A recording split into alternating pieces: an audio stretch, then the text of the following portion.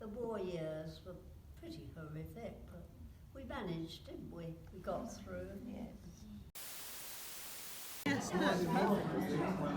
My mum runs a retirement team at her local church, and last year they got together to tell each other war stories, and I had the chance to go along and listen, and so this is that video.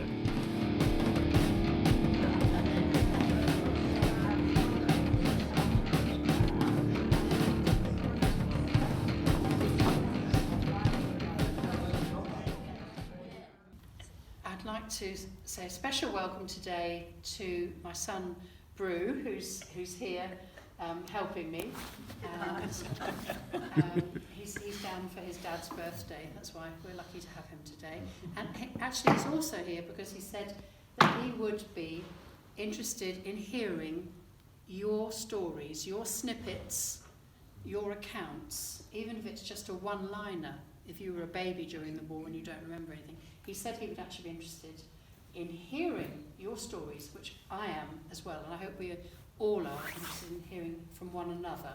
And the phone went, which was very unusual. We had a phone, but it was unusual for it to ring, and he answered it, and he grabbed me and he said, "War's broken out." And I remember that, but it didn't mean anything to me because I was only 5, but we did have a lot of what we used to call dog fights with the Spitfires because we lived quite near Croydon Airport, and we had a lot of bombing, and I was evacuated to Swindon. No, my dad was in the army. We lived in Poplar, and East End. And my grandmother lived in Canning Town. His health wasn't good when he came back. No, but he said he was lucky. He wasn't injured or anything, and they could work. So they hired them out to the docks, loading sugar, and the people they worked for fed them, and they smuggled the sugar back into the can to feed the ones that were ill because they weren't being fed or looked after properly. There was a Kobe in Japan. Gosh. Yeah, and it's bad. We've read these books since. My son's got them all now in Australia. Couldn't read The Knights of the Bushido. It was too wicked. Had to leave it, you know. And that was, came home when I was nearly 7. Gosh. Yeah. So you hadn't seen... Lived in Had you seen anything of him as a little girl before you were 7? No, we went to meet him up at Euston and got off a train, and that was my dad. I didn't even know him. Wow. Yeah. And extraordinary. lots of kids. I mean, they weren't as lucky as us because we were in Scotland. My uncle happened to be working up there, and my nan was one that used to go and visit. She plunked herself on each of the children for 6 or 7 weeks at a time. She'd happened to go up there, and she never came back. and they found us accommodation, so we went up there, and we were lucky, really. To say that I was in the Wrens for 3 years. Can you tell us some of the places you were stationed No, at? well, it was so boring where I was. I mean, I didn't have an exciting time there, but I did have 3 years in the Wrens, which was, I really enjoyed. But quite interesting because a year or 2 ago, we were asked if we would go talk to the children of the Priory School about our experiences during the war. And this little boy said, "Did you keep a pig?"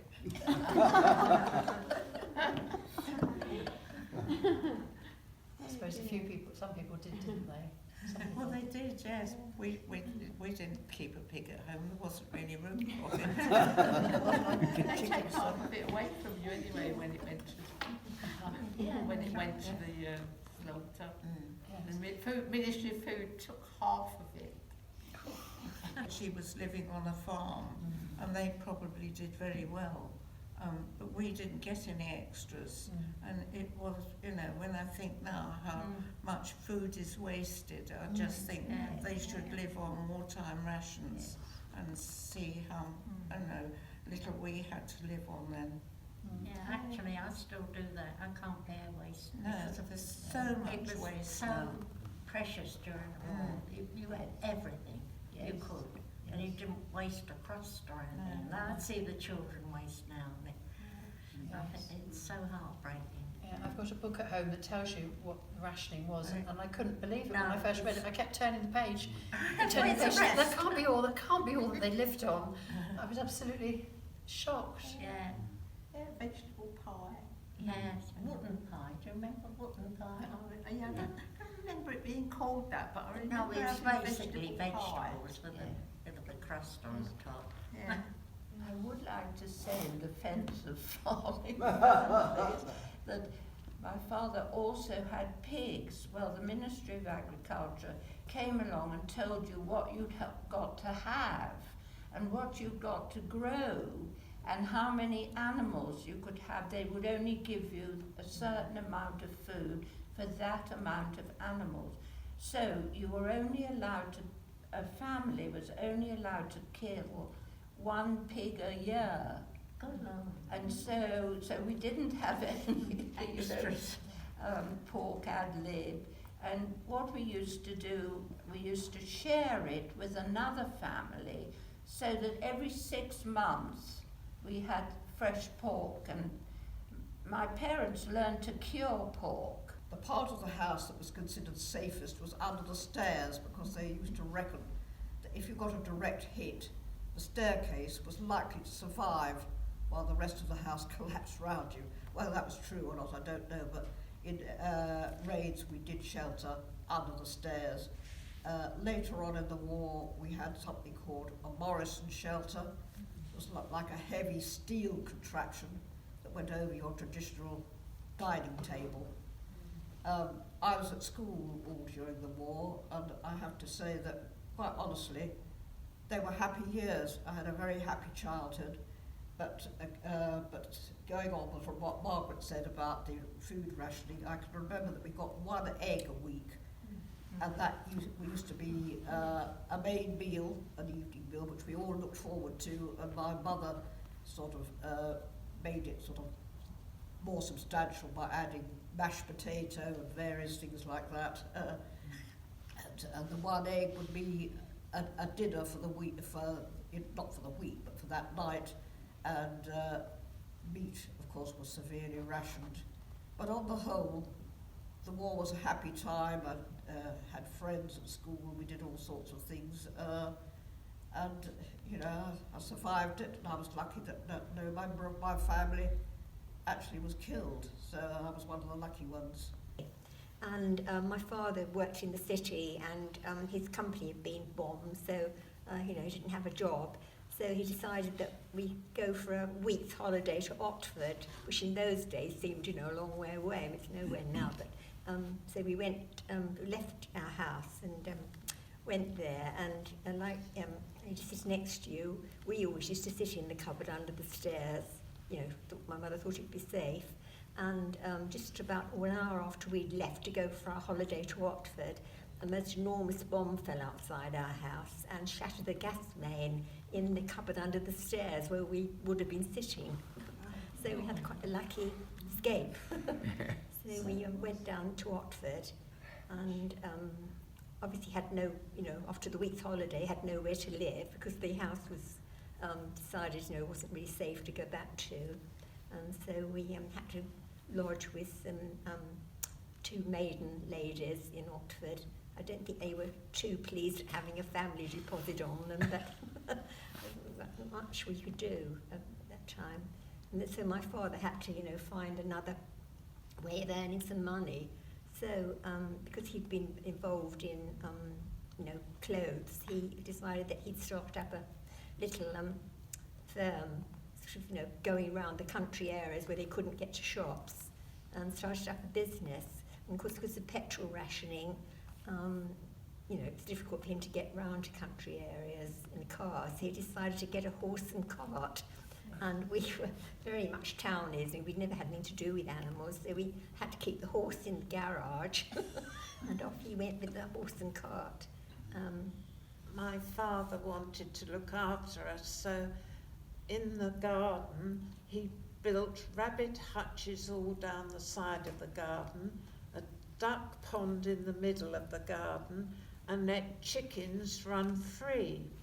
But what he didn't realise was that my brother, who was a bit younger than me, my sister, who was even younger than me, we were made friends of the rabbits and the ducks and the chickens, and we didn't like him to kill them off to feed us.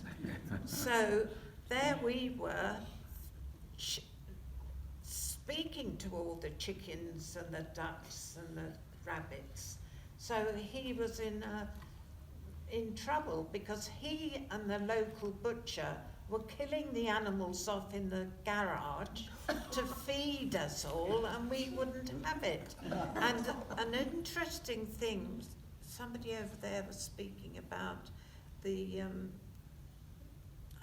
Germans. The ducks used to quack and let us know when the oh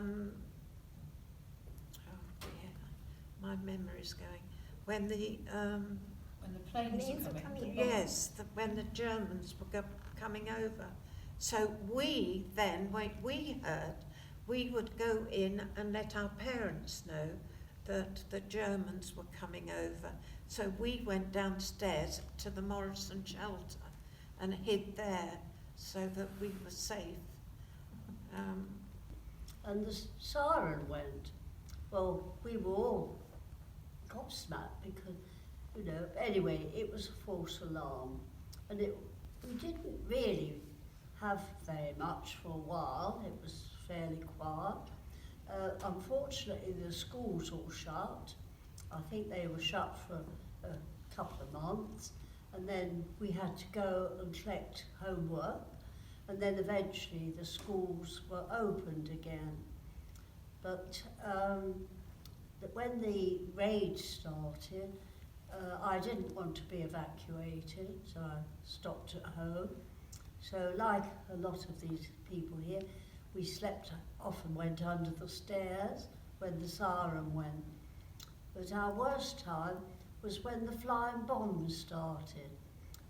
The planes used to go over Harrow. I lived in Harrow, Middlesex, on the way up north for their bombing expedition. But when we had the flying bombs, we never knew where they were going to land. You'd hear the drone and hold your breath, because you knew as soon as the drone cut out, then it would drop. And this particular night, it was Sunday again, we were all at home and we suddenly heard this drone, and it did stop, and it dropped just beyond our road, and it broke all the windows and ceilings down, and you know, it was terrible because it didn't give much warning to anyone.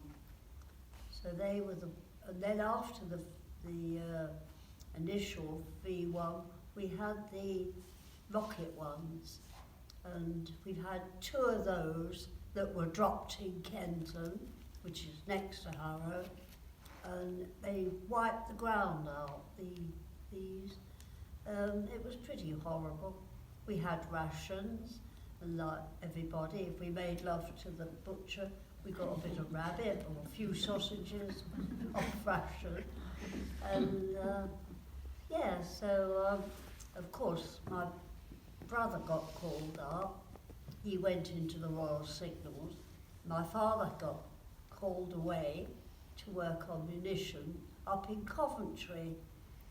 And unfortunately, he'd only been up there about a week when they bombed Coventry.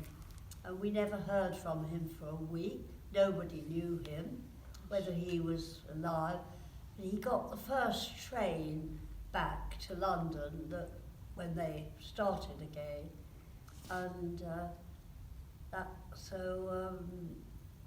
was quite nice. But unfortunately, the years away had played on his health. So he had emphysema when he came back. So he was very poorly for many years. But yes, we got by. We used to go dancing, but mostly with girlfriends. There weren't many men about until perhaps some were on leave and we'd be lucky to get a partner. And it was just after the war. I decided I wanted a holiday, and the best holiday you could get was lend a hand on the land. And we were sent, you know, the famous jam people, Wilkinson. We were sent to their farm to weed or pick fruit, and my husband, who wasn't then, Tom, he was with a crowd of young men, and we all went to this dance on the concrete floor in the village that night, and they were tossing a coin, two of them, whether one should have me or one should take my friend. I don't know if I think I won in the end. I got Tom. And yes, it was quite a strange way to meet. Going home on the train back to London at the end of the week, he said, would I meet him? And I said, oh no, I'm already going out with a boy in the office. Couldn't possibly. Anyway, he got my address and wrote to me, and we went out, met him in London, and that was it. But the war years were pretty horrific, but we managed, didn't we? Got through.